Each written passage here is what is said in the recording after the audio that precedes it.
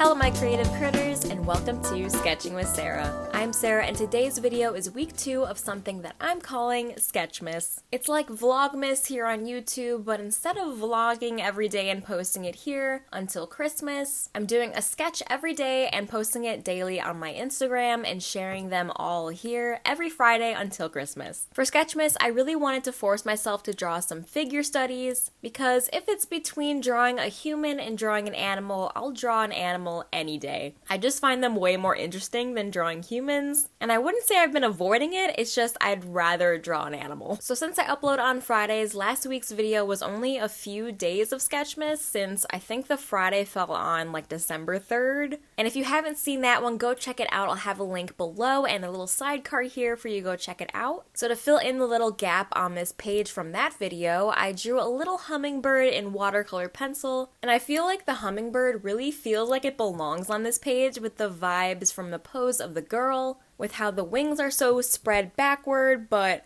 also the beak is so long and going forward, so it kind of gives the same vibe as the girl who is leaning forward but with her arms as a counterbalance as well, if that makes sense. I just felt like the hummingbird would fit in nicely. The next day I started a brand new page of my sketchbook, and I found this photo of a model doing a really cool mid-air pose with this stick of some kind, and I just love the action and the posing, so I really tried to capture that in the sketch. Since it is such a dynamic pose, I did take my time with making sure everything was in the right proportions, because when drawing people, even the smallest anatomy error makes everything look so off, and that's something that I appreciate so much when doing any kind of figure studying. You're really forced to pay close attention.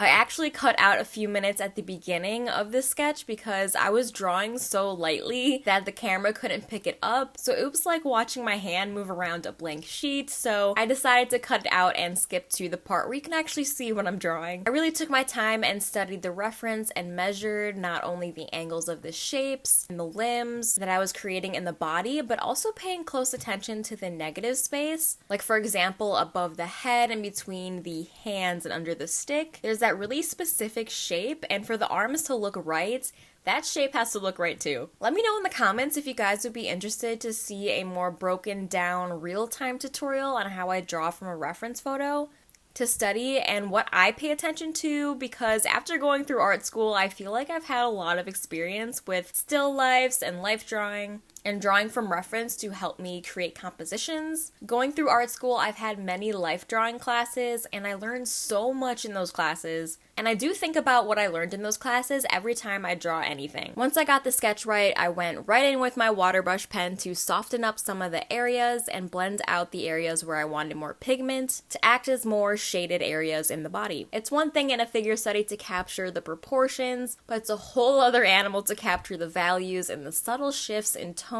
on the surface of the body through shading and highlights. I didn't dive super deep into the shading because this is Sketchmas and it's supposed to be just a sketch, and I wanted to keep it moving, but I did add some light suggestions of shadows in the legs and on the side of his body, just to show some kind of form. For the next days, I wanted to reward myself for drawing a human, so I filled in the rest of the page with animals for the rest of this week's Sketchmas. First up was an alligator. I chose animals that I thought would work well with the figure drawing's pose, and that pose screams alpha warrior, so naturally I decided to draw an alligator first. It kind of worked out where I decided to place the alligator on the page, because it kind of looks like the dude's fighting the alligator with a stick or spear or something, but I wasn't really paying attention to scaling or anything. I just wanted to get the whole alligator head on the page. But as a whole, it kind of worked out. I love drawing alligators. I'm just so fascinated by their jaws and, of course, those iconic teeth. And how they're placed around the mouth is just so cool to me. Whenever I do a watercolor pencil sketch, and after I do that light wash of water to soften some areas, I like to go back in with that same watercolor pencil color, and when the washes are completely dry, reestablish some of those lines to add some clarity where the water may have washed away too much of the detail. And it is important to make sure that it is dry first, because if you reapply the watercolor pencil to a wet patch, the pigment of the pencil pencil will dissolve and spread out into the water, and you won't really get that crisp and controlled line that I'm trying to get to add some structure back into the sketch. I usually like to play around with the line weight and darkness of these lines during this step too. The next animal that I wanted to draw on this page with the warrior dude is a hawk. So I drew this red-tailed hawk, and I found this really cool reference photo of one about to land, and I thought it would look so cool on this page as if he's about to land on the model's stick or take it from him almost. Again, the scale isn't accurate, of course, but I wanted to make sure I could fit the majority of the body movement of the hawk on the page and the way that the legs are posed. I'm kind of sad that I couldn't fit the whole wings on the page, since that was really what made the pose so powerful and dynamic, but I still enjoyed studying the movement in the head and the legs and the talons, so I was happy to be able to fit those in. Hawks, falcons, eagles, and any other birds of prey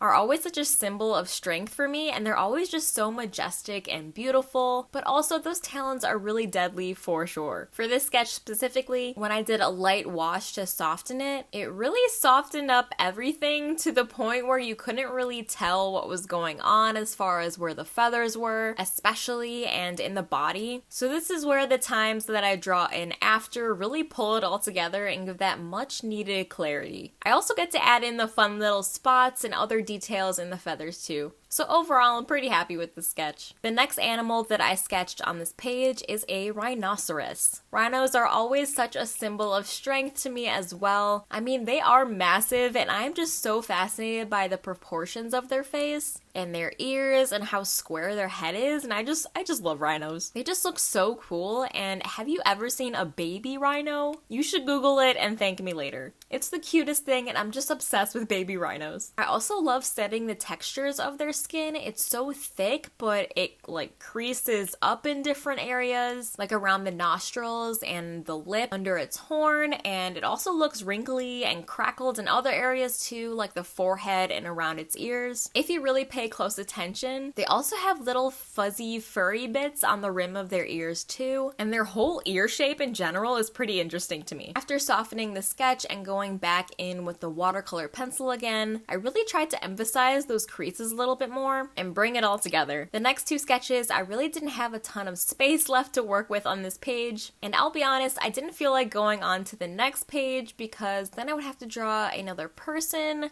and for some reason I just really felt like drawing a snake. So I picked a reference image of a cobra, I believe, and I started sketching in the shape of the neck and the head. I was kind of torn on adding too many details since I was just gonna soften it up again, but snakes have so many cool scales all over them, and the way that they form to make those flat side parts is pretty interesting to me. But quickly, I kind of lost the drive to do all of those little details in the scales though, so I ended up just softening it and adding strategic details here and there when I added some line with the pencil afterwards. I was kind of on a roll with the snake. Not all snakes are vicious and scary like this spread of sketches might have you thinking. I mean, I have an alligator and a hawk on this page too, so I decided to find a really cute photo of a snake's face and studied it a bit for the last day of the second week of Sketchmas. Snakes are just too cute with the giant eyes and all little freckle-looking spots on its face in the reference that I found specifically for this drawing. And their nose just looks so boopable, you know? It's a super simple sketch, but super adorable. So I hope you guys enjoyed watching what I came up with for week 2 of Sketchmas. If you like this video, don't forget to leave it a like and subscribe for more art and animal-related content. It's free, and even a simple like and comment saying hello really helps me out for YouTube to show my video for more people to see. I upload a new video here every Friday, and I would love to have you become a creative critter with me and follow along on my YouTube journey. If you made it this far, leave me a comment and let me know what other animals symbolize strength and power, like the other animals that I drew on this page. Let's chat in the comments, and I might even take your suggestion to draw that animal in another day of Sketchmas this year. Be sure to follow me on Instagram so you can see the drawings as I do them. Otherwise, thank you guys so much for watching, stay creative, and I'll see you next Friday's video.